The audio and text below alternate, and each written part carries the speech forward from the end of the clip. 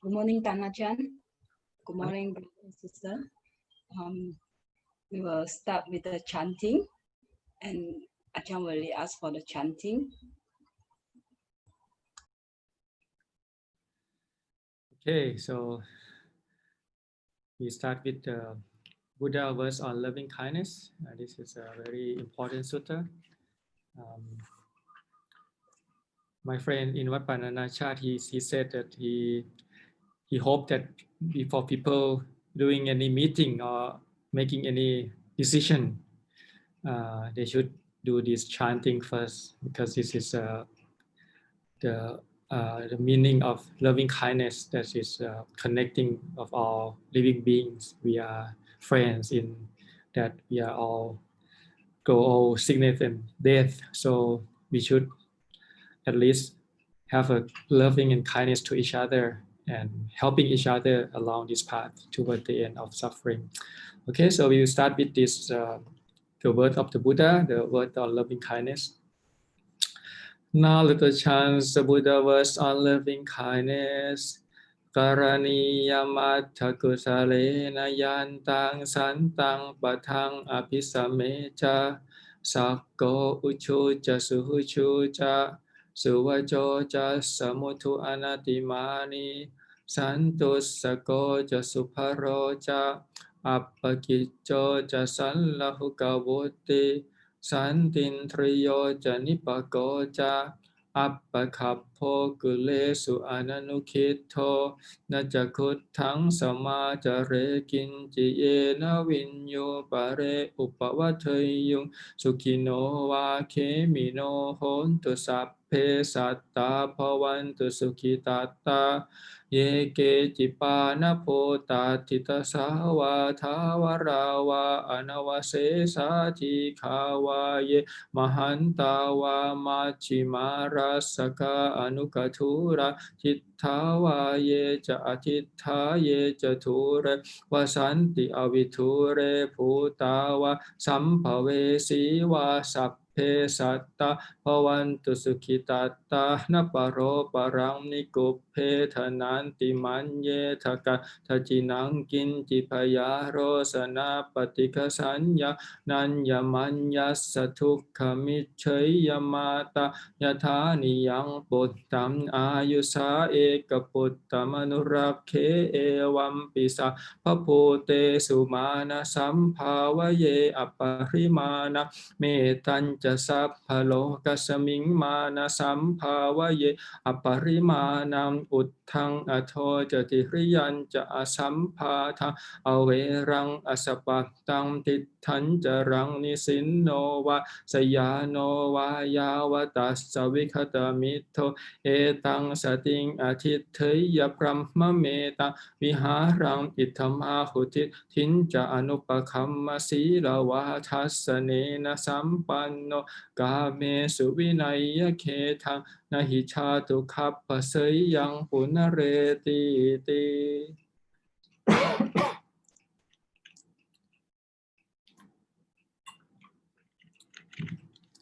Okay, so we do the translation. This is what should be done by one who is skilled in goodness and who knows the path of peace. Let them be able and upright, straightforward and gentle in speech, humble and not conceited, contented and easily satisfied, unburdened with duties, and frugal in their ways, peaceful and calm and wise and skillful, not proud and demanding in nature. Let them not do the slightest thing that the wise would later reprove, wishing in gladness and in safety. May all beings be at ease, whatever living beings there may be, whether they are weak or strong, or meeting none, the great or the mighty, medium, short or small, the seen and the unseen, those living near and far away, those born and to be born, May all beings be at ease. Let none deceive another or despise any being in any state. Let none through anger or ill will which harms upon another, even as mother protects with her life her child, her only child. So with a boundless heart, choose one cherish all living beings, radiating kindness over the entire world, spreading upwards to the skies and downwards to the depths, outwards and unbounded, free from hatred and ill will, whether standing or walking, seated or lying down, free from drowsiness. One should sustain this recollection. This is said to be the sublime abiding, by not holding to fixed views, the pure-hearted one, having clarity of vision, being free from all sense desires, is not born again into this world. Okay, so next one we sharing the aspirations and the merit to the people who pass away and who doesn't have a chance to practice. May they all we receive the part of the merit that we done today. Han tamayang ujisana tithana khatha yo panama se imina punya kamena upachaya kunuttara acariyo pakara jamata pita jayataka suriyo jantima racha kuna wanta narapicha Brahma Maraja Inta ja Lokapala ja Tevata Ya Mo Mita Manusa ja Machata Verika Picha Sapphe Satta Sukhi Hontu Punyani Pakatani Me Sukhang Jati Vitang Tentu Kipang Pape Tavo Matang Imina Punya Kamme Ha Himina Uttisena Ja ขิปปาหังสุรเพเจวตันหุปาทานเชทนังเยสันตาเนหินาธรรมายาวะนิพพานโตมะมังนัสสันตุสัพพทาเยวะยัตถาชาโตภเวภเวอุชุจิตตังสติปัญญาสันเลโควิริยมหินามาราระพันตุโนกาสังกาทุนจะวิริเยสุเมพุทธาธิปะวโรนาโทธัมโมนาโทวรุตตโมนาโทปัจเจกพุทโธจะสังโฆนาโทตโรมะมังเตโสตมานุภาเวนะมาโรกาสังลพันตุมา Now let us chant the verses of sharing and aspiration. Through the goodness that arises from my practice, may my spiritual teachers and guides of great virtue, my mother, my father, and my relatives, the sun and the moon, and all virtuous leaders of the world, may the highest causes and evil forces, celestial beings, guardian spirits of the earth, and the Lord of death. May those who are friendly, indifferent, or hostile, may all beings receive the blessings of my life. May they soon attain the threefold bliss and realize the deathless. Through the goodness that arises from my practice, and through these acts of sharing, may all desires and attachments quickly cease, and all harmful states of mind, until I realize Nibbana in every kind of birth. May I have an upright mind with mindfulness and wisdom, austerity and vigor. May the forces of delusion not take hold, nor weaken my resolve. The Buddha is my excellent refuge, unsurpasses the protections of the Dhamma. The solitary Buddha is my noble guide. The Sangha is my supreme support. Through the supreme power of all this, may darkness and delusion be dispelled. Okay, so next one be spreading the loving kindness, universal well-being. หันธรรมยังเมตตาภรนังกโรมาเสอาหังสุขิโตโหมินิทุโคโหมิอเวโรโหมิอัพพยาปชโชโหมิอานิโคโหมิสุขีอัตตานังปริหารามิสัพเพสัตตาสุขิตาโหนตุสัพเพสัตตาอเวราโหนตุสัพเพสัตตาอัพพยาปัชชาโหนตุสัพเพสัตตาอานิคาโหนตุสัพเพสัตตาสุขีอัตตานังปริหารันตุสัพเพสัตตาสัพพทุกขาปมุญจันตุสัพเพสัตตาลัทธสัมปติโตมาวิคัจฉันตุสัพเพสัตตากัมมัสสกากัมมทายาทากัมมโยนิกัมมพันธุกัมมปฏิสารนายังกัมมังกริสันติกัลยาณังวาปาปะกังวาตัสสะทายาทาภวิสันติ Now let us chant the reflections on universal well-being. May I abide in well-being, in freedom from affliction, in freedom from hostility, in freedom from ill will, in freedom from anxiety, and may I maintain well-being in myself. May everyone abide in well-being, in freedom from hostility, in freedom from ill will, in freedom from anxiety, and may they maintain well-being in themselves. May all beings be released from all suffering, and may they not be parted from the good fortune they have attained. When they act upon intention, all beings are the owners of their actions and inherit its results. Their future is born from such action, companion to such actions, and its results will be their home. All actions with intention, be they skillful or harmful, of such acts they will be the heirs. Okay, so we send all the living kindness to all living beings.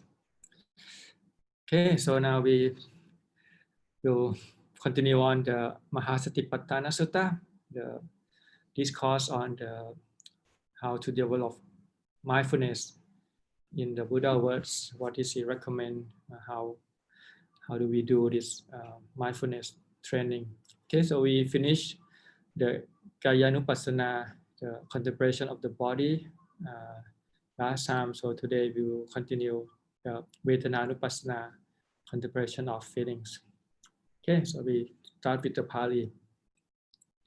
Tatanja bhikkhave bhikkhu vedana su vedana nupassi viharati ittha bhikkhave bhikkhu sukhang vedanang vedhiyamano sukhang vedanang vedhiyami tipachanati tukhang vedanang vedhiyamano sukhang vedanang vedhiyami tipachanati Atukkama sukhang vedanang vedhiyamano atukkama sukhang vedana vedhayami tipachanati sami sangva sukhang vedanang vedhiyamano sami sang sukhang vedana vedhayami tipachanati nirami sangva sukhang vedanang vedhiyamano nirami sang sukhang vedanang vedhiyami tipachanati Sami sang va tukhang vedanang vedhiyamano sami sang tukhang vedanang vedhiyami tipachanati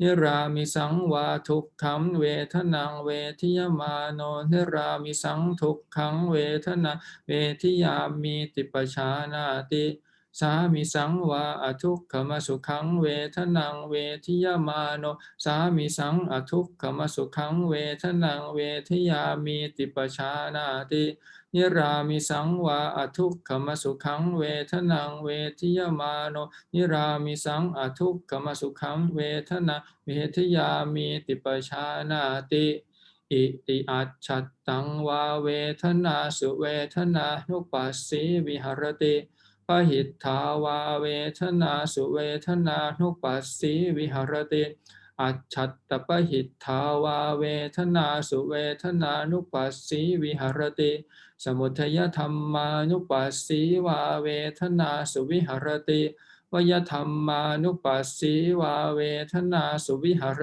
ติสมุทัยวยธรรมานุปัสสีวาเวทนาสุวิหรติอัตถิเวทนาติวาปนัสสติปัจจุปัตถิตาโหติยาวเดวยานมัตตายปฏิสติมัตตายาอนิสิโตจวิหรตินัจจกินจิโลเกอุปาทิยติเอวัมโคภิกขเวภิกขุเวทนาสุเวทนานุปัสสีวิหรติ We do the translation.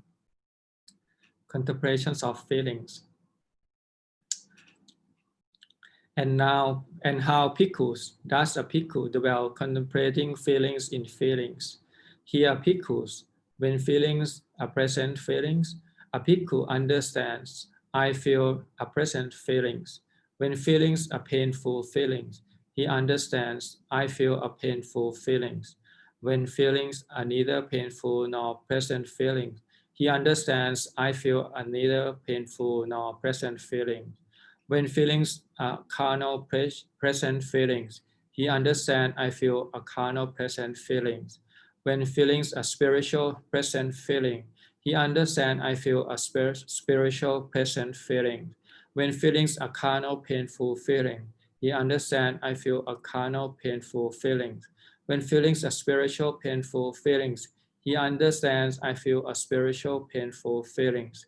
When feelings are carnal, neither painful nor pleasant feelings, he understands, I feel a carnal, neither painful nor pleasant feelings.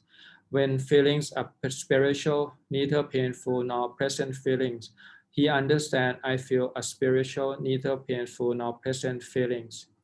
In this way, he dwells contemplating feelings in feelings internally, or he dwells contemplating feelings in feelings externally, or he dwells contemplating feelings in feelings both internally and externally, or else he dwells contemplating in feelings their nature of arisings, or he dwells contemplating in feelings their nature of vanishings, or he dwells contemplating in feelings their nature of both arising and vanishings, or else mindfulness that there is feeling is simply established in him to the extent necessary for bare knowledge and repeated mindfulness, and he dwells independent, not clinging to anything in the world. That is how bhikkhus, a bhikkhu dwells contemplating feelings in feelings. Okay, so there's a word here, the carnal and spiritual. Carnal means something to relate it with the sensual pleasure, the nice picture, a nice sound, nice taste, nice touch. That carnal feeling. Spiritual is the one that not tainted with sensual pleasure, like the way we doing now when we meditate or when we taking the precept, when we do the chanting. It's free of sensual pleasure. We call it spiritual present feeling. Okay, so I think that we have to know whether it's present, painful, or neither present or painful. Then not only that, we have to know whether it's carnal or spiritual. So that's the thing that we have to contemplate on the feelings. Okay, so the next one is called Chittanupassana, contemplation of mind. Katancha bhikkhave bhikkhu chitte chittanupassī viharati ittha bhikkhave bhikkhu sarakhaṃ vā cittaṃ sarakhaṃ cittaṃ tipacchānāti vitarākhaṃ vā cittaṃ vitarākhaṃ cittaṃ tipacchānāti saṭosaṃ vā cittaṃ saṭosaṃ cittaṃ tipacchānāti vitathosaṃ vā cittaṃ vitathosaṃ cittaṃ tipacchānāti sammohaṃ vā cittaṃ sammohaṃ cittaṃ tipacchānāti วิตโมหังวาจิตตังวิตโมหังจิตตันติปชานาติสังขิตตังวาจิตตังสังขิตตังจิตตันติปชานาติวิคิตตังวาจิตตังวิคิตตังจิตตันติปชานาติมหัคขตังวาจิตตังมหัคขตังจิตตันติปชานาติอมหัคขตังวาจิตตังอมหัคขตังจิตตันติปชานาติสอุตตรังวาจิตตังสอุตตรังจิตตันติปชานาติอนุตตรังวาจิตตังอนุตตรังจิตตันติปชานาติสมาหิตังวาจิตตังสมาหิตังจิตตันติปชานาติอสมาหิตังวาจิตตังอสมาหิตังจิตตันติปชานาติวิมุตตังวาจิตตังวิมุตตังจิตตันติปชานาติอวิมุตตังวาจิตตังอวิมุตตังจิตตันติปชานาติอิติอัจฉัตตังวาจิตเตจิตตานุปัสสิวิหรติปหิทธาวาจิตเตจิตตานุปัสสิวิหรติอัจฉัตตปหิทธาวาจิตเตจิตตานุปัสสิวิหรติสมุทัยธรรมานุปัสสิวาจิตตสมิงวิหรติวยธรรมานุปัสสิวาจิตตสมิงวิหรติสมุทัยวยธรรมานุปัสสิวาจิตตสมิงวิหรติอัตถิจิตตันติวาปนัสสติปัจจุปัฏฐิตาโหติยาวเดวยานมัตตายปฏิสติมัตตายาอนิสิโตจวิหรตินัจจกินจิโลเกอุปาทิยติเอวังโคภิกขเวภิกขุจิตเตจิตตานุปัสสิวิหรติ Okay, so we do the translation. Contemplations of mind. And how bhikkhus does a bhikkhu dwell contemplating mind in mind? Here, bhikkhus, a bhikkhu understands a mind with lust as a mind with lust, and a mind without lust as a mind without lust. He understands a mind with hatred as a mind with hatred, and a mind without hatred as a mind without hatred. He understands a mind with delusion as a mind with delusions, and a mind without delusion as a mind without delusion. He understands a contracted mind as contracted, and a distracted mind as distracted. He understands an exalted mind as exalted, and an exalted mind with unexalted. He understands an unsurpassable mind as surpassable, and unsurpassable mind as unsurpassable. He understands a concentrated mind as concentrated, and an unconcentrated mind as unconcentrated. He understands a liberated mind as liberated, and an unliberated mind as unliberated. In this way, he dwells contemplating minds in mind internally, or he dwells contemplating mind in mind externally, or he dwells contemplating mind in mind both internally and externally, or else he dwells contemplating in mind its nature of arising, or he dwells contemplating in mind its nature of vanishings, or he dwells contemplating in mind its nature of both arising and vanishings, or else mindfulness that there is mind is simply established in him to the extent necessary for bare knowledge and repeated mindfulness, and he dwells independent, not clinging to anything in the world. That is how bhikkhus, a bhikkhu dwells contemplating mind in mind. Sadhu, sadhu, sadhu. Okay, so we do finish the 16 state of mind. We have to know these 16 things when we look at our own mind, whether it has lust or not, when it has a hatred or not, delusion or not, and all the quality of the mind. Okay, so Okay. Now we will request for the three precept and 8 precept. Mayang bante ti saranena saha atta pancha silani yachama dutiyampi mayang bante ti saranena saha atta pancha silani yachama tatiyampi mayang bante ti saranena saha atta pancha silani yachama. Okay, repeat after me. นะโมตัสสะภะคะวะโตอะระหะโตสัมมาสัมพุทธัสสะนะโมตัสสะภะคะวะโตอะระหะโตสัมมาสัมพุทธัสสะนะโมตัสสะภะคะวะโตอะระหะโตสัมมาสัมพุทธัสสะนะโมตัสสะภะคะวะโตอะระหะโตสัมมาสัมพุทธัสสะนะโมตัสสะภะคะวะโตอะระหะโตสัมมาสัมพุทธัสสะนะโมตัสสะภะคะวะโตอะระหะโตสัมมาสัมพุทธัสสะพุทธังสรณังคัจฉามิพุทธังสรณังคัจฉามิธัมมังสรณังคัจฉามิธัมมังสรณังคัจฉามิสังฆังสรณังคัจฉามิสังฆังสรณังคัจฉามิทุติยัมปิพุทธังสรณังคัจฉามิทุติยัมปิ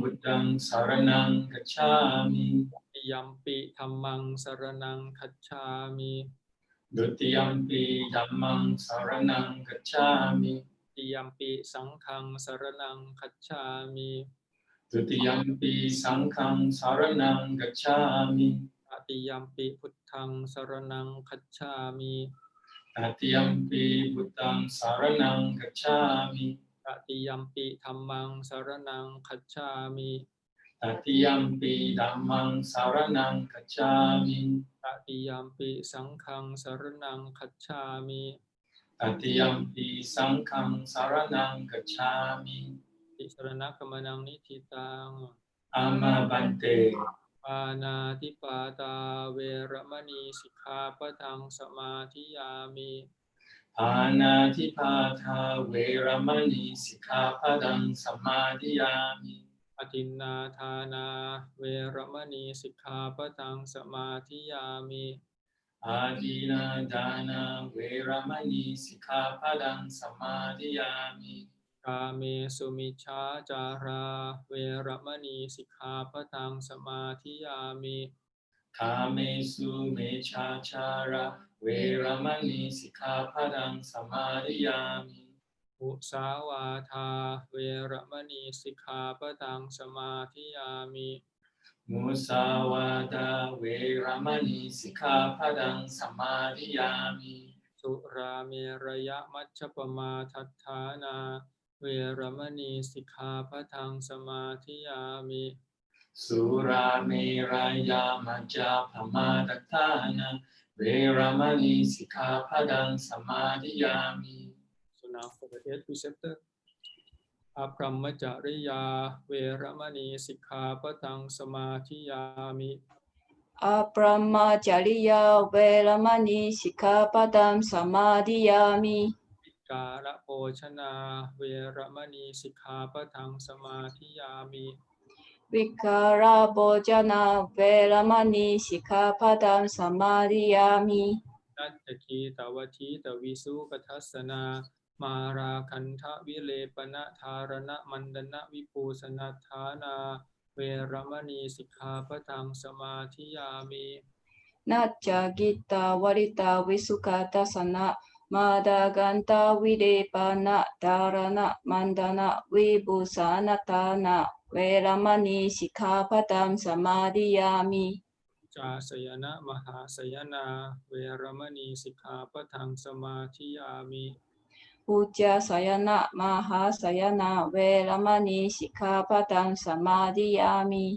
มานิปัญจอัฏฐสิกขาปทานิสมาธิยามิอิมานิอัฏฐสิกขาปทานิสมาธิยามิอิมานิอัฏฐสิกขาปทานิสมาธิยามิอิมานิอัฏฐสิกขาปทานิสมาธิยามิสีเลนะสุขติยันติสีเลนะโภคสัมปทาสีเลนะนิพพุติยันติตัสมาสีลังวิโสทะเยสาธุสาธุสาธุสาธุ Let us pray respect 3 times bow to Ajahn. First bow. Second bow.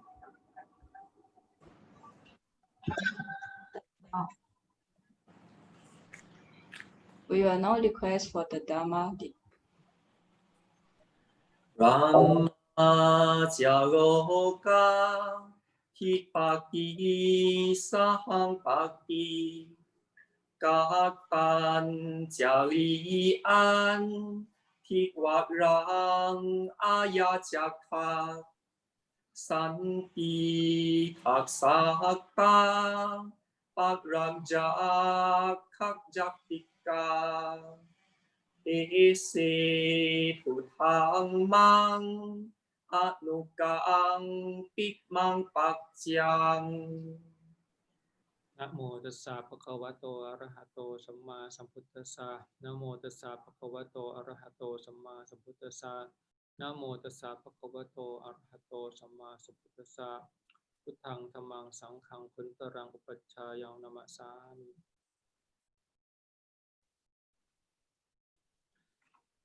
Okay, so good morning everybody. Today is another Friday. Morning, Ajahn. Yeah, so just yesterday there was one student of mine who she was a student in the United States. She was Thai, but she studied high school in United States, and she was come back during the COVID.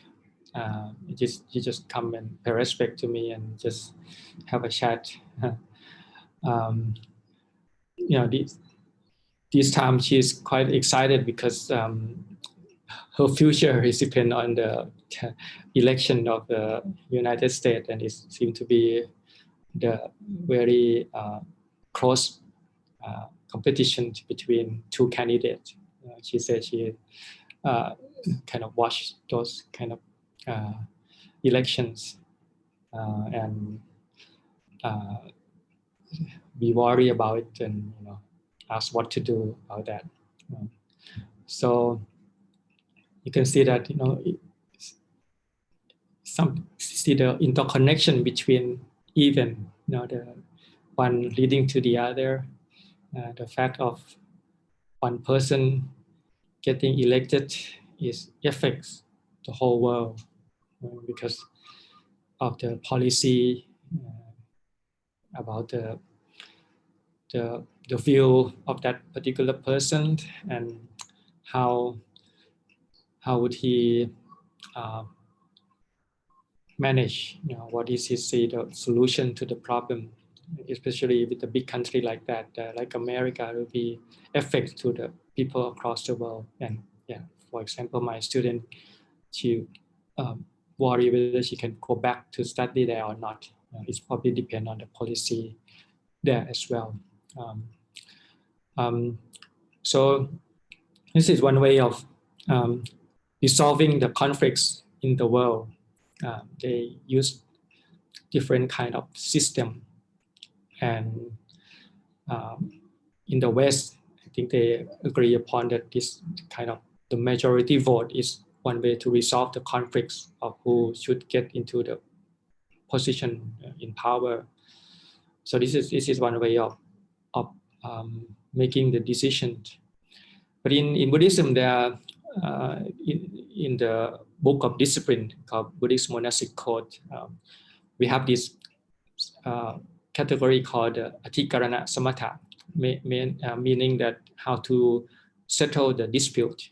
Sometimes they have some dispute in the community, what to do, and they list 7 kind of way of dealing with the issue, which is interesting. The majority vote is also in one of that, but not at the top priority. Is number 5. So the first is like how to resolve the conflict is face to face. Basically, you have to bring that particular person in and basically interrogate and have settled down. See, in community in Sangha, you have to be anonymous. Everybody in Sangha have to agree upon. If only one voice doesn't agree, then that issue doesn't go. So you have to be discussed and decided upon. Everybody in the Sangha have to anonymously agree that this is it. So that's why the majority is not at the top. Actually, the majority vote is actually to do with something minor. Anything critical is have to be settled by Dhamma Vinaya, which is what is according to the Dhamma, what is according to the Vinaya, according to the Dhamma that the Buddha teach. Because this general principle is true. It doesn't matter whether what we're gonna make of it. It's there. Like if you transgress the precept, the result will be suffering one way or the other. If not sooner, will be later. I mean, this is the law of karma. It's a Dhamma. Nobody can change it. It's not like we make this happen. This is the general rule of spiritual rules. What will you do? If it holds something, then the result will be happiness. Unwholesome will be unhappiness. We can't do anything about it. But we can manage the law to protect it and to getting along rather than let the nature take its course. Let them get their own result. If you live in the noble community, then they will take the measure. They will speeding up. So you can see the connection between your action and the result quicker, rather than wait until the result comes. Sometimes it might not even come this time. Maybe you have to wait until next time to come. But in the Vinaya, right away, if you do certain thing, then you have a consequence. The Buddha will lay out is very detailed of which penalty that you have to go through. If it's a major offense or minor offense, or which one. Some offense is very grave and you have to be expelled from the community, like sexual intercourse, stealing, killing human beings, boast your spiritual nature that you don't have, and you boast that you have one. So this kind of the thing that is example. So in the community of Sangha, we have a clear guideline of what to do, what to deal with conflicts, and we have a Dhamma and Vinaya as a principle, and nobody change it, especially our Theravada position. Whatever the Buddha laid out is there. Our duty is to practice according to that, that rules, and we think it's good enough. Sometimes, even though the situation might change, we might having other things, but we feel like we want to preserve whatever the Buddha laid out, and that's good enough. We don't want to change this. And then if any conflicts come up, whether this is the Vinaya or this is Dhamma, Buddha teach it or not, the Buddha laid out this rule or not, then you have to refer to the text, the Dhamma Vinaya, and the elder who was there at the Buddha time and remember what the Buddha said. So that's why we have very complete set of Dhamma Vinaya, and everybody have to learn it. And it's basically one of the harmonies in the Sangha, that once you be the member of the Sangha, you voluntarily be the member of the Sangha, then there's two things that you have to be equal to everybody else. Everybody have to have the Sammatiti, the right view, and the Sila, the standards of practice. Basically, you have to have these two things the same as everybody else in order for the community to run smoothly. If you start to have a wrong view, and then people have to basically try to help you with that wrong view and purify that view. Or you have a wrong ethical standard, you come in and you want to tell lie, you want to say divisive speech and harsh speech, then it doesn't work. You have to follow this rule. This is one of the training rules, and you have to learn. And this is a whole process of being in the community of Sangha, that you can be re-educate yourself. You live by the standard of the noble one. The noble one is like that. But the thing about our community is that the rule is laid out by the Buddha. So we consider it's not like in the world where whatever constitution just laid out by just Putushana, the common people. So sometimes they might have some loophole in there, something that's incomplete.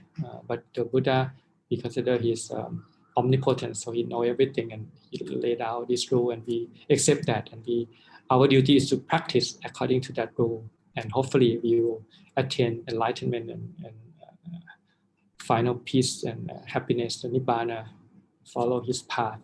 So this is very different way of the world of try to manage the conflicts, and we have very details of how to deal with each offense.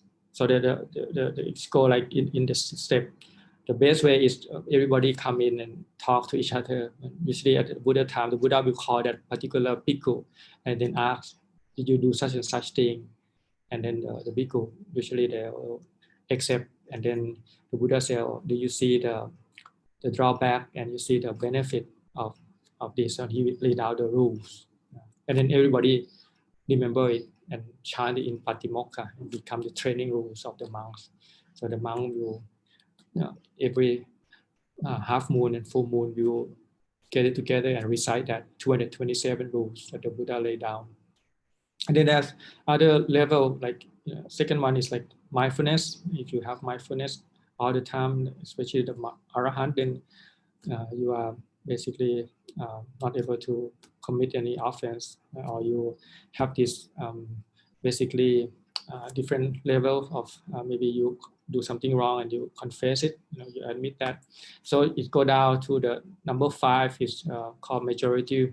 So this majority is used to setting the issue like nothing major. It's like okay, maybe what is a good time to come together for morning chanting or evening chanting.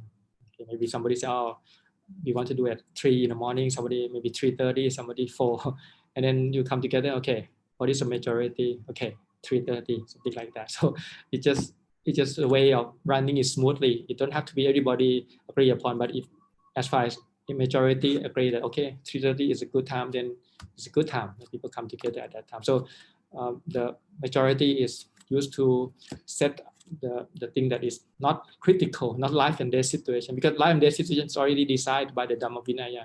So a certain rule how to live together harmoniously, schedule all these things. So that is very different from the worldly way, because especially these people with democracy, they seem to be a lot of things depend on the decision of the majority, which can be divisive in many ways, because the way they set up in terms of the profit and who got what, and the winner got all. And usually there's a winner and a loser, the one who win and the other lost. This is the thing in the world. So that's why it's become the big divide, because when this particular group win, then the other group lost, and they fight very hardly. But in the Dhamma, it's win and win situation. Like the dana, the more you do the dana, actually the other people also happy for you. I mean, if you letting go, you offer your wealth, your energy to help other people. Yeah, it's joy. It's good for everybody. It's a win and win. People who help also happy. You have a chance to help. People who receiving also happy because they receive it.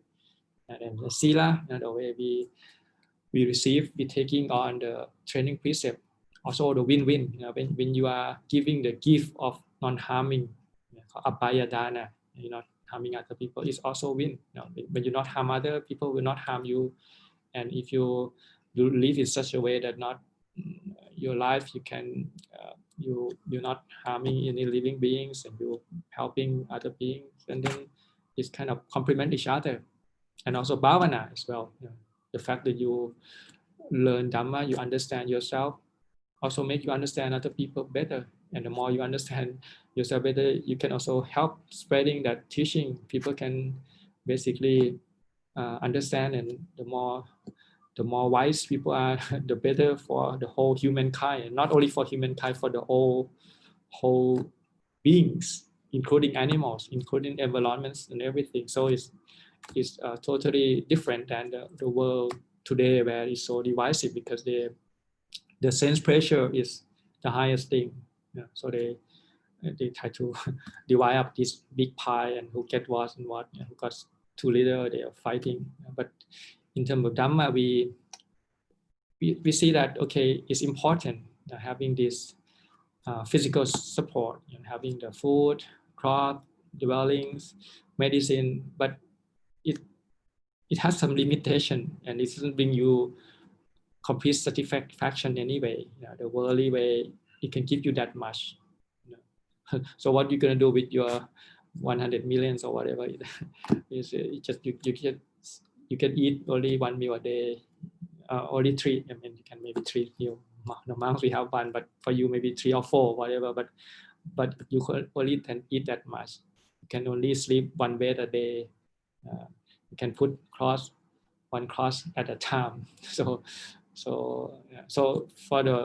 for our perspective, just have enough of these 4 requisites, so we can devote our time and energy to something deeper, something more meaningful, some kind of more happiness that coming from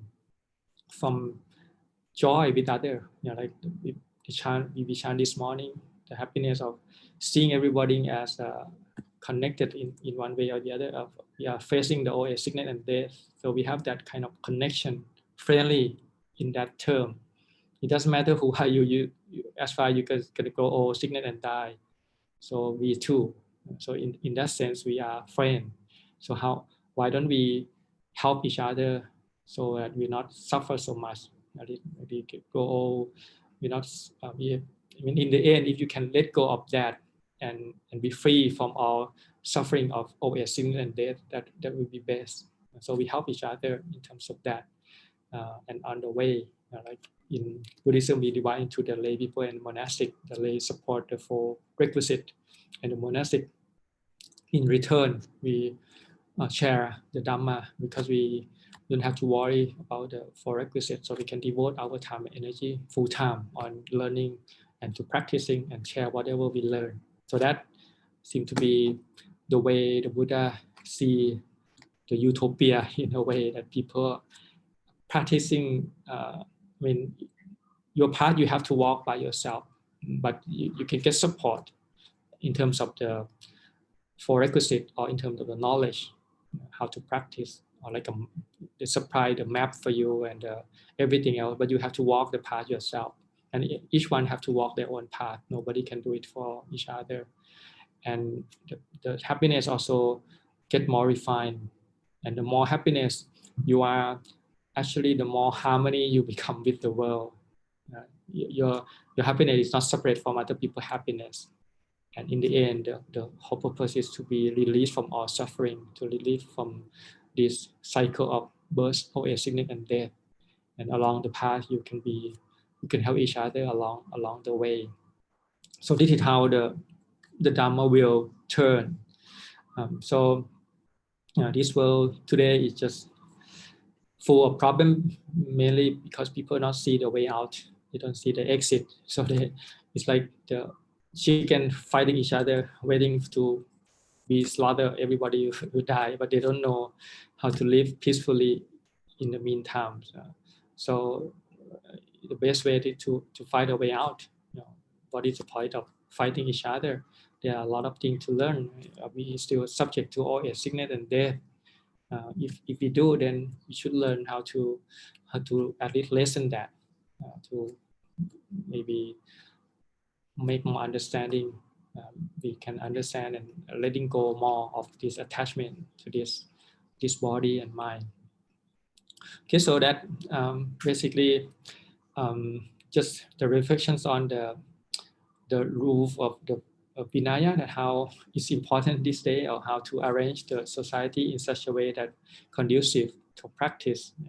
In Buddhism, it's called Vinaya, which is not speak so much because people are interested in the more aspect of the Dhamma, of how to, because Buddhism, when the spread to the West, people are more interested in more dimension of their personal practice. But actually, as the Buddha say, he always refer his teaching as Dhamma Vinaya. So it's 2 aspects. The Dhamma is one thing. The Vinaya is so important.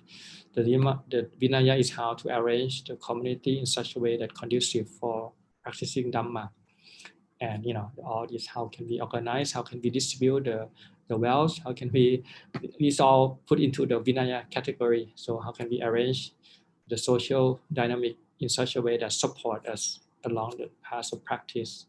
So I think you just mentioned that a little bit for this times of turmoil seem to be not only in America, seem to be over the world. In Thailand also, people have the different opinions and things about what is the best way to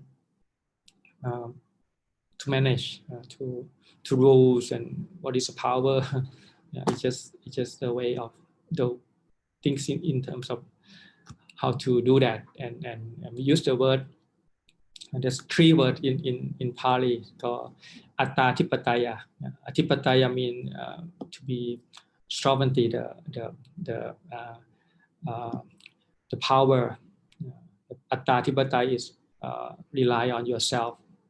If you think of it like people think of it like the dictatorship, basically you decide whether you do it or not, but that's in the term of community. But the Buddha used this term for practice. How can we convince ourselves of practicing? So either you can use Atta Tipataya, which means you become your own dictator. You take your basically yourself as a reference. Usually the way of reflection is that I'm renounce the world to become a monk, and I renounce a lot of sense pressure.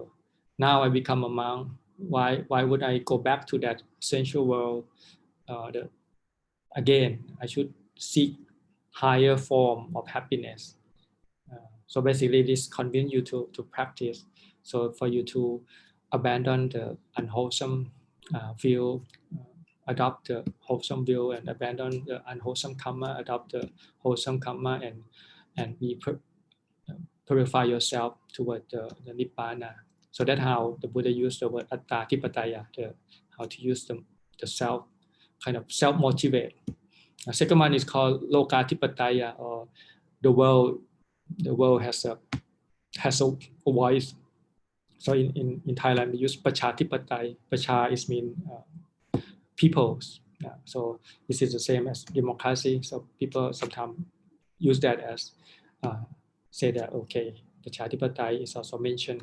But here again, the Buddha used in the sense of when you practice, you think of other people. In this case, about people with psychic power. You think of in the world, because the world is so vast and so big. In this big world, there are some people who have psychic power, who know a lot. And if that person happen to know my mind, that I'm still thinking of the sensual pressure, still thinking of harming other being, of basically this is not appropriate for the one who renounce the world. So with that, you feel shame of people know your mind. And then you practice diligently. This is an example of, I think in the early days in Thailand, there are some people who go and stay with Luang Pu Man. And he's well known for his many spiritual quality. One of those is people believe that he can read the mind.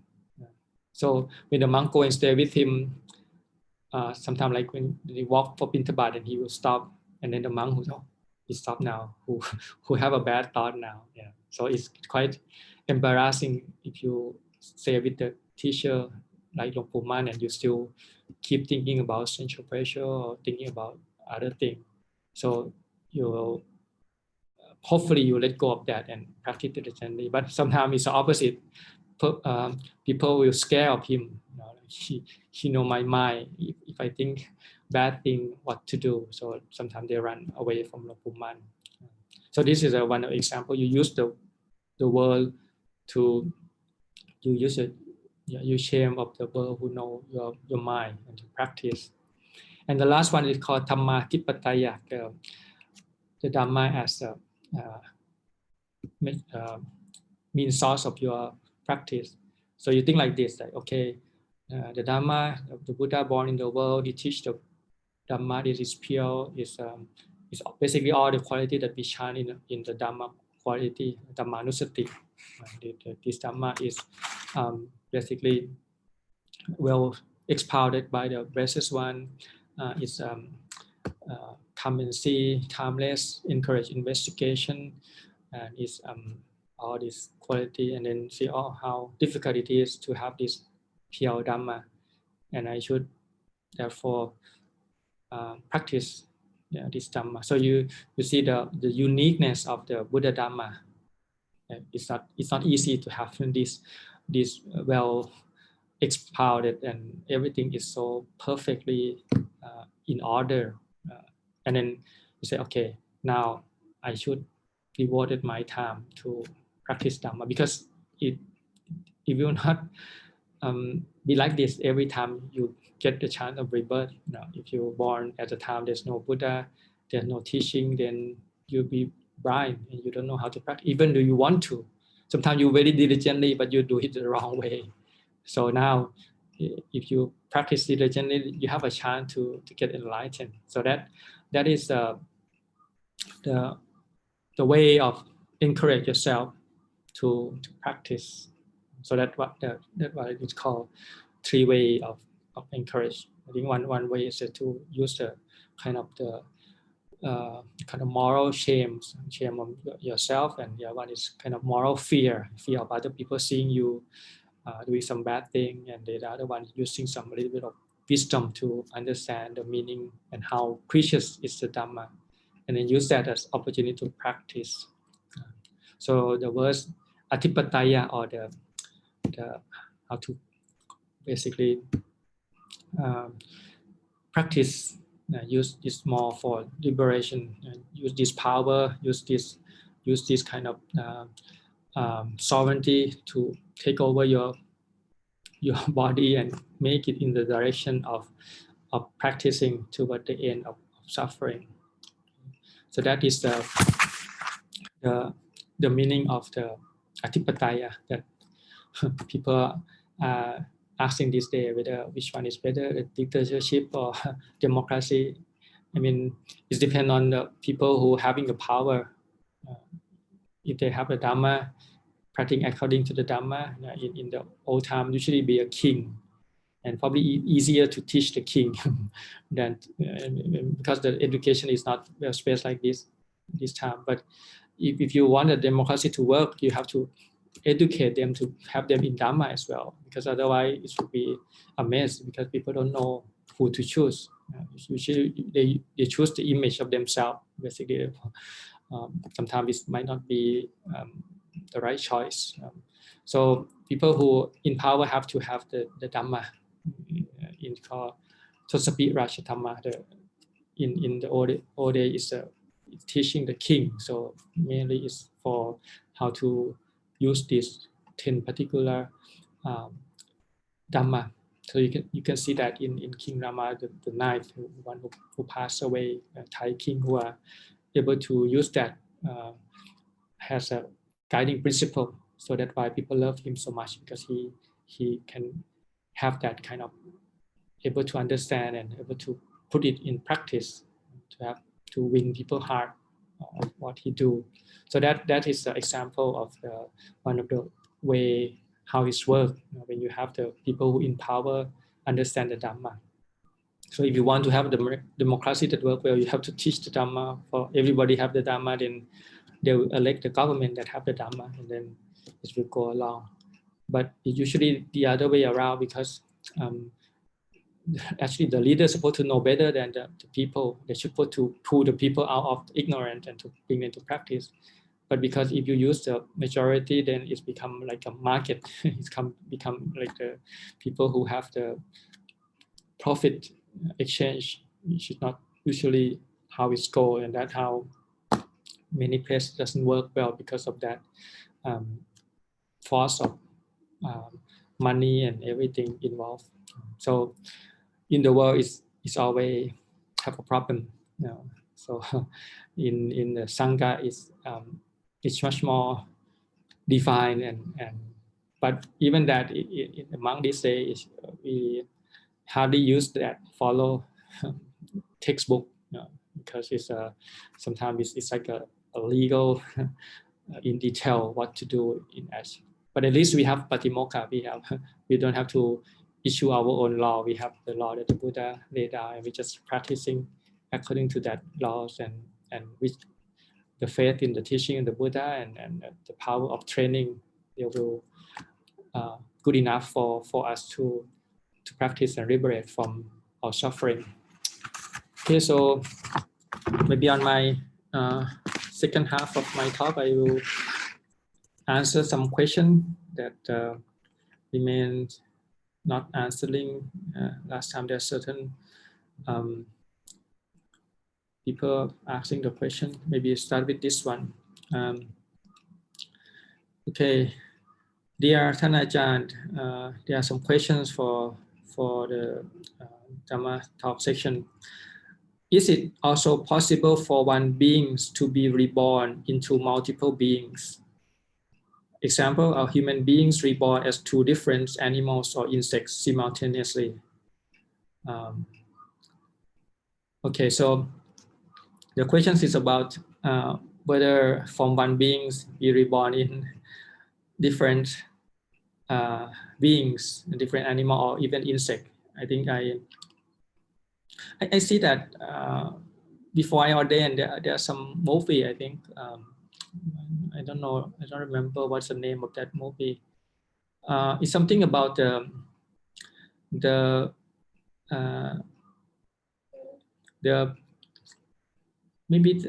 was the boys, maybe the Westerner boy who it's like the Dalai Lama who was choose to become a next Dalai Lama, and somehow there was some kind of confusion because it's like the Dalai Lama die and then reborn in three different body. One is a Westerner boy, so there was even a girl there from India or somewhere, 2 or 3 of those, and they tend to be the candidate for that.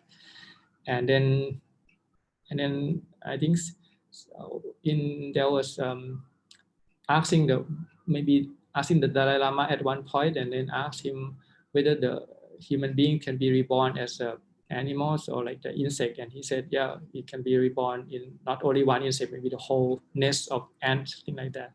So, I mean, at that time I was not study Theravada yet, so I really a little bit confused about how this work, because how can one person maybe from the Dalai Lama from past life reborn as 3 different persons. So now who really the Dalai Lama, all of them or none of them, or if you can be reborn as a whole nest of ants, then what going on with the karma, who will receive the karma? I think that is a very Mahayanic way of maybe the way they understand the law of this, which is not one stream, but maybe separate. Maybe that what some people have this question.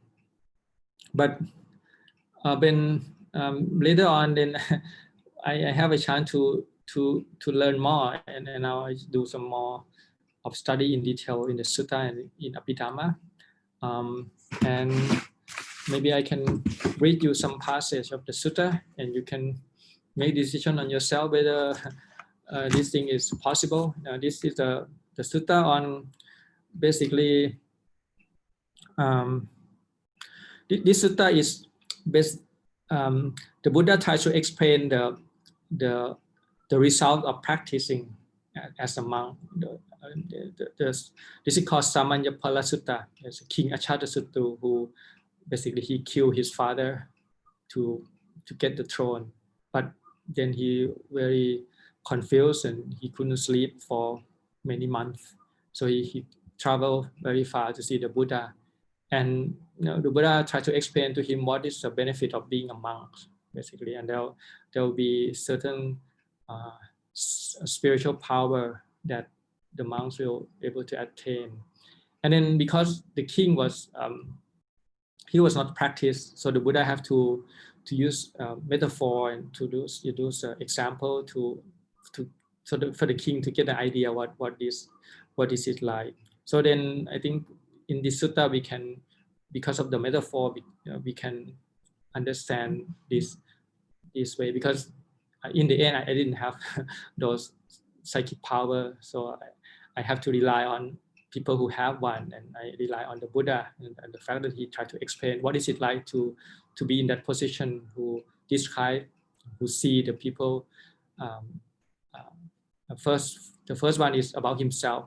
Now, this is about the knowledge of previously born, he himself.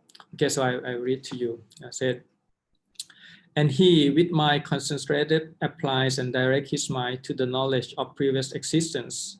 He remembers many previous existence, 1 birth, 2, 3, 4, 5 births, 10, 20, 30, 40, 50 births, 100, 1,000, 100,000 births, several periods of contraction, of expansion, of both contraction and expansion. There, my name was so and so. My clan was so and so. My caste was so and so. My food was such and such.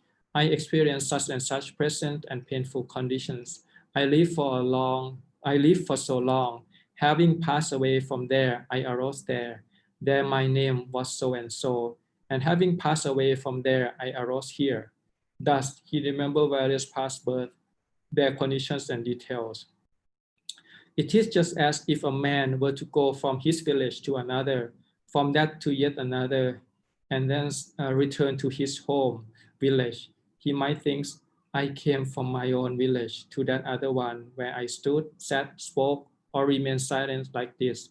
And from that one, I went to another where I stood, sat, spoke, and remained silent like this. And from there, I have just returned to my own village. Just so the monks, with my concentrated, remembers past birth. This is a fruit of the homeless life. Okay, so from this sutta, it seems to be he recall himself of going back 1, 2, 3, 4, 5 up to 100,000, many eon and eon expansion. So it seems to be one at a time. So if you can be born as many, so he probably confusing who you can't trace back. So it just seems to be one line, one continuity of this khanda, more in different time interval. In this time interval, you become such and such family, such and such caste, and then next one maybe the king. Next one will be go back to be animal again, or whatever. You just go up and down like that. Okay, so this is the Buddha, and similarly he gives is like one man walking from one village to the other, and he remember exactly what village he coming from and go back and back like that. So it should be 1-to-1. Because you're the only one stream of consciousness going through this village. The village is like one lifetime and lifetime. Okay, so that is one evidence of maybe it's just one continuity of one consciousness, two times. Okay, so there's a second one.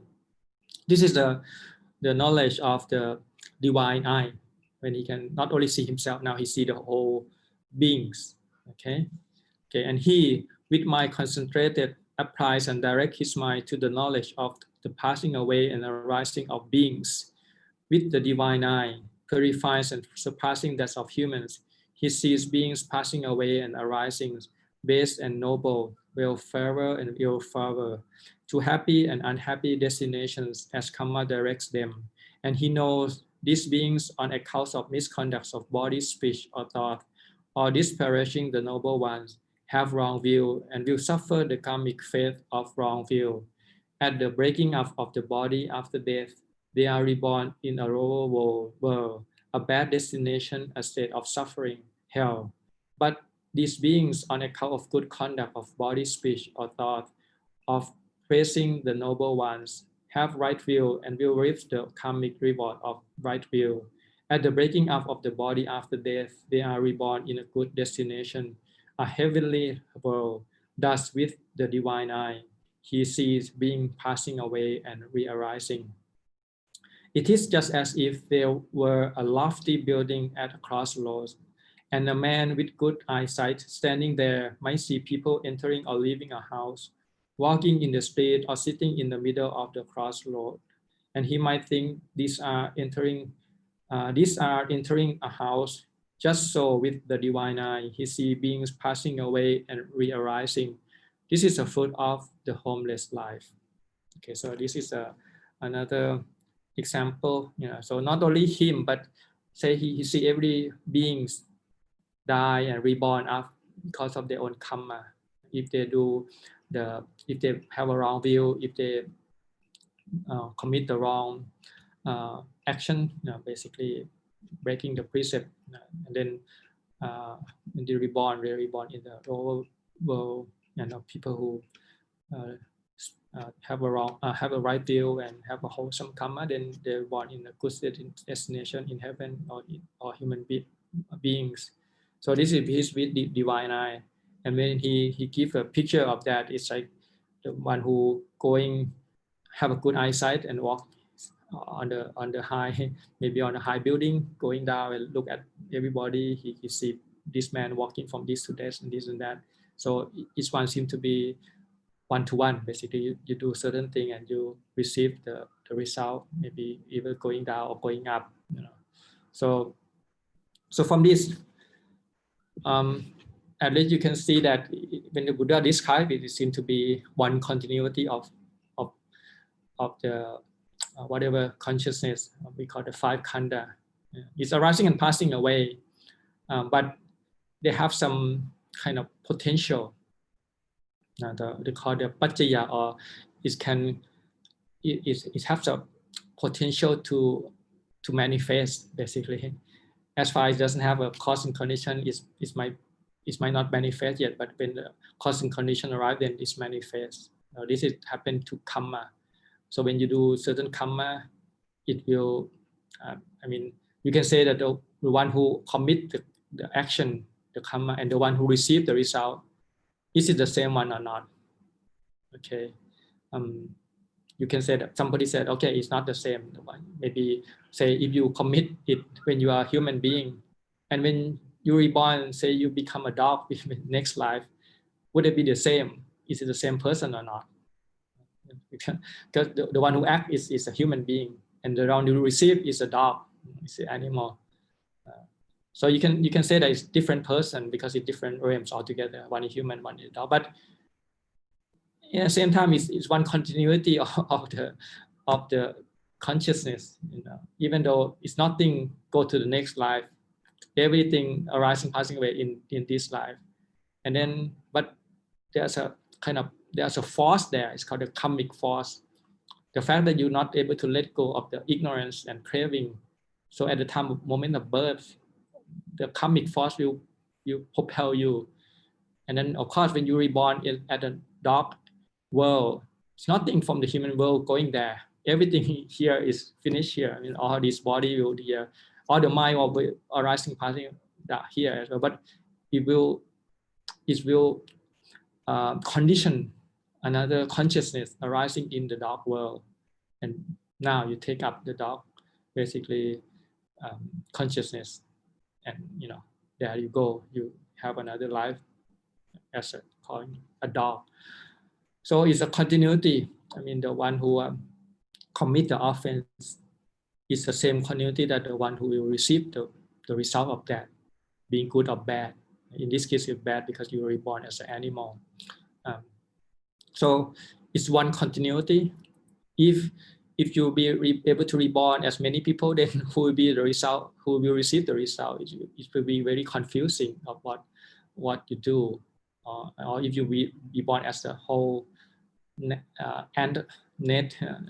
of ants, maybe 100,000 ants, and then who will receive what, because it's different, and another ant will commit another action again. So that will be very confusing. So for me, it doesn't make sense to have that too many branch like that. It should be one continuity of stream of consciousness arising and passing away.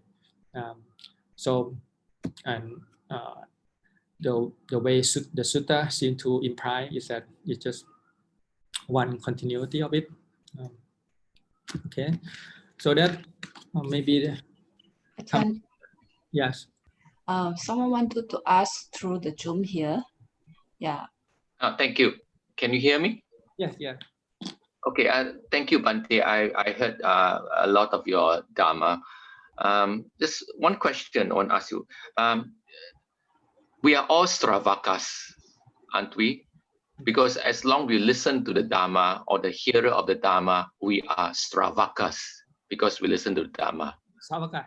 Yeah. Yes, we are all Savakas because as long we listen to the Dhamma, we are Buddha calls Savakas.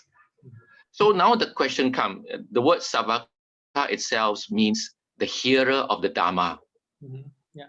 So if you understand the Dhamma, you hear the Dhamma, then there will be stream entry into the Dhamma.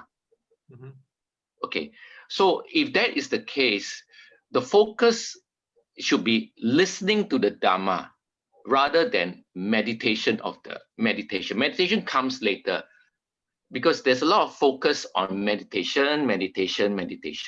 But the first thing first is listen to the Dhamma and you understand. You see, when I read the Theravada Suttas, the first 5 disciples were listening to the Dhamma and enlightened, not about meditation. What is your take on this? Well, it's the word meditation is a new word. I mean, Yes. In the Buddha time, there's no such word as meditation. Okay. Exactly. We try to. I think we try to translate from the word bhavana. Okay. Bhavana. Bhavana is actually, yes, it's more like the cultivation. Bhavana is meant to develop, to cultivate. Yes, that's right. Of the wholesome thing that hasn't arise, the one who already arise, bring it to fruitfulness. Okay, so this is the meaning of bhavana. Okay, because when we use the word meditation, usually we just mean have a picture of people just come and sit quietly, and that is one part of it. It's called Citta Bhavana. It is a concentration of how to train the mind. It usually come at the later time when you have to know a bit before you go to that level. But if we're talking about the word bhavana as general that we use, the fact that you listen to the Dhamma talk is also part of bhavana. It doesn't separate. See, and actually it's also the very important part as well, because the path is start with right understanding. So you have to understand first. So you have to know right and wrong, and that is the beginning. In the Buddha time, you can see that all the 5 ascetics is they listen to the Dhamma, but they already, in many ways, they already renounce the world. See, because they are the Refuges. They see the problem in the sense pressure world. So they seek the enlightenment already. They go out, but they couldn't find the right path. So they strive a lot. I mean, you can say that they meditate, but maybe in the wrong way. And then when they listen to the Buddha, they have the eye of Dhamma open. So when the Buddha teach this particular group, they almost like they already ready to listen to the Buddha. So the Buddha can give the teaching of the Noble Eightfold Path and the Four Noble Truth right away.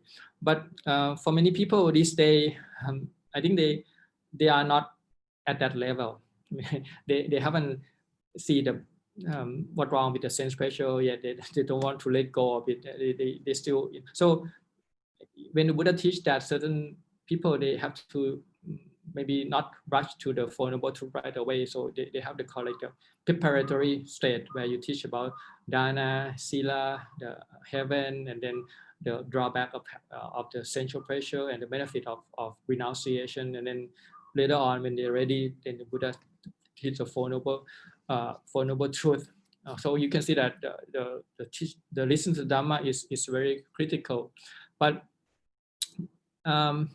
before you can listen to the Dhamma, you have to be free from nivarana as well, these hindrances. Okay, and usually what happens is in the old time, people, when they come and to approach the Buddha, they offer the food to the Buddha. Okay, and it's like they start from the dana, and the Buddha will maybe the Buddha will give them the sila. They already received the sila, so they have this preparatory. And then they listen to the Dhamma, which is the Buddha will give the Numotana and also teaching at the same time, and they understand it and they become stream enterer. So you can see that process kind of going to like to just the act of offering the food to the Buddha, and then everything they listen and they understand the Dhamma. But and you can say, oh, what is the bhavana? Do they meditate? They just listen to the Dhamma. The fact that they giving the food. Basically taking care of the monks, and that's all preparing the mind to be ready for the Dhamma.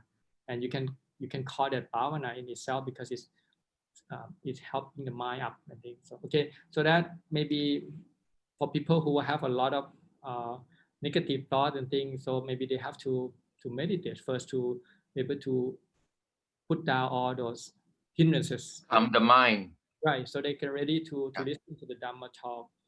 So it depends. But Yeah. the question is, if you agree that this is always Sravaka, we listen to the Dhamma, we understand the Dhamma, that's how we enlighten. This is most, even the Arahants also listen to the Dhamma.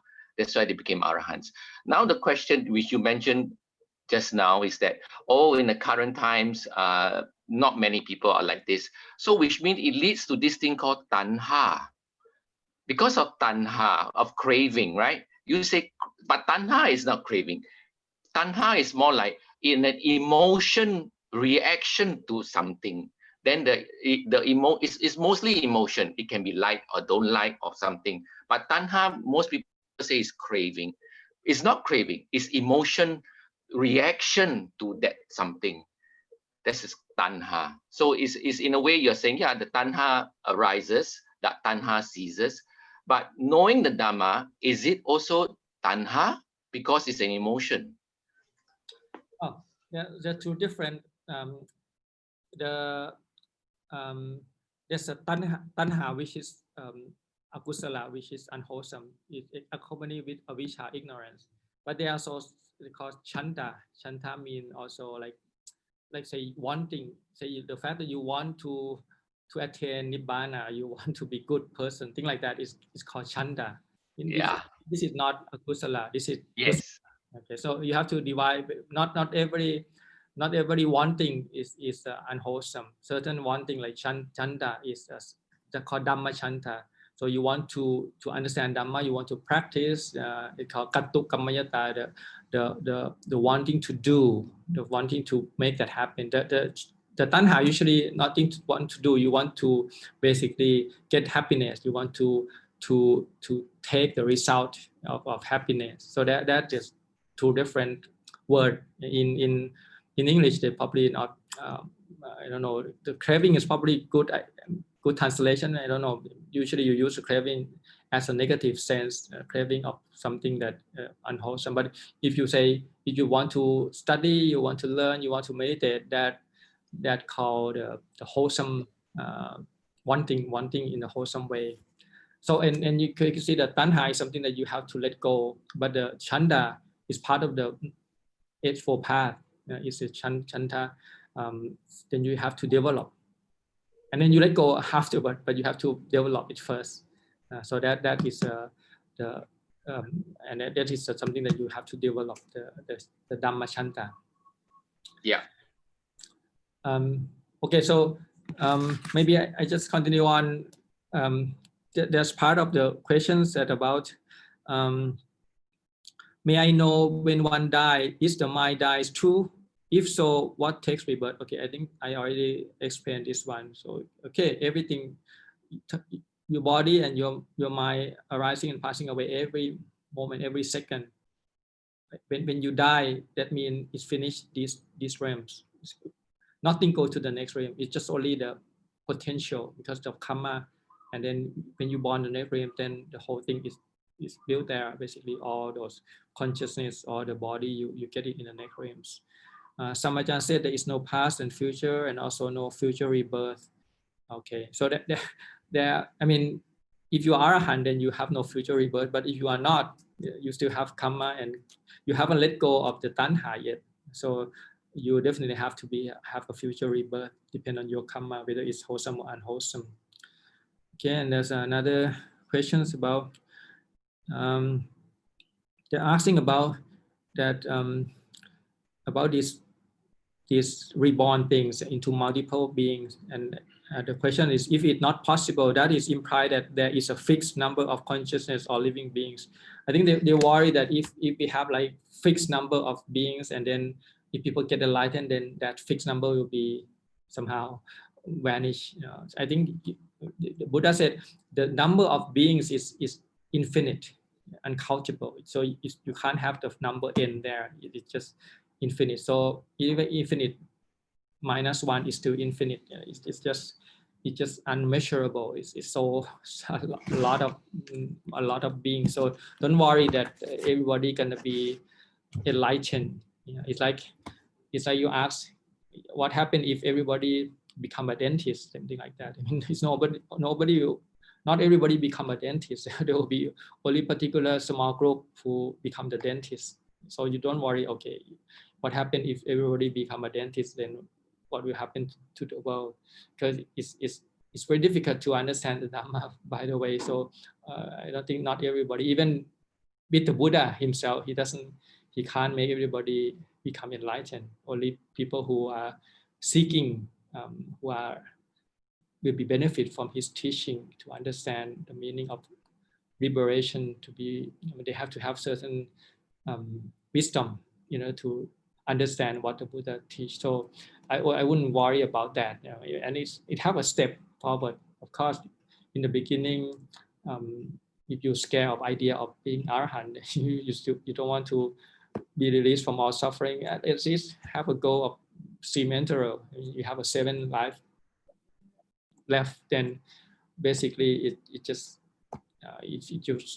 compete you, stop you from going to the lower realms of being born as a hell, hungry ghosts and animals. So you have a chance of progress toward either human beings or the higher, and then at the end you not more than 7 lives you become the arahant anyway. So there's many steps toward that, and then so the fact that you very purify your view and your conduct, at least you're taking the 5 precepts, that is the quality of the Sotapanna, and then listen and understand the teaching of the Buddha teaching, and then practice. I think formal meditation also important as well, because it helps you go against the stream. But the whole day is full of it's a long day, so you can divide yourself up. Okay, this time I would do this. I would study certain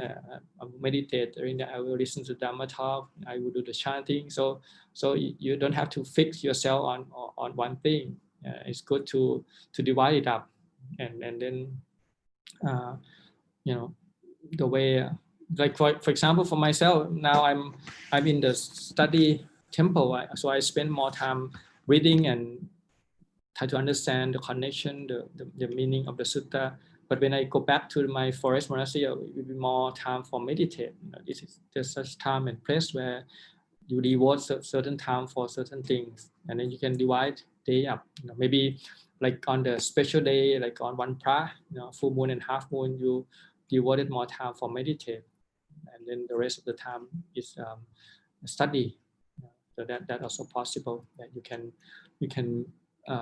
basically try to manage your time well. And I'm agree that understand is very important. And when you understand, if you understand correctly, it should lead you to want to practice. And when you practice, it makes you curious. Okay, what am I experiencing? How would I understand this experience? And then you search the map.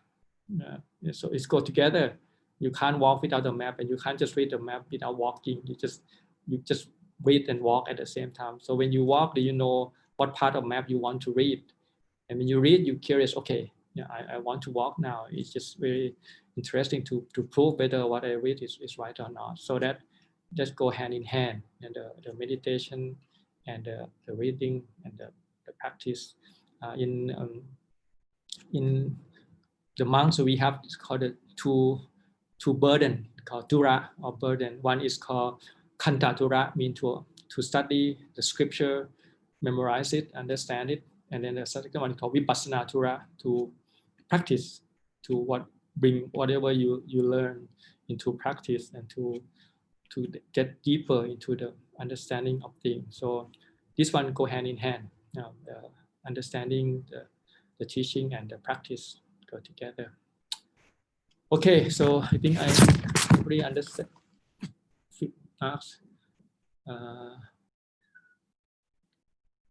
Okay, then maybe some question here that maybe I can answer. Is short. They're asking about the third noble truth that we do in the chanting book. Sometimes we do the chanting in Pali. It's called Yo Tassa Yeva Tanhaya Asesa Virakha Nirodho Jakho Patinisakho Mutti Analayo. Okay, this is a different state.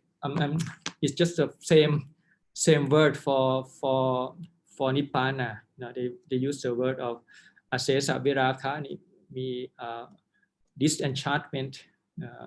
Virakha, Nirodho is like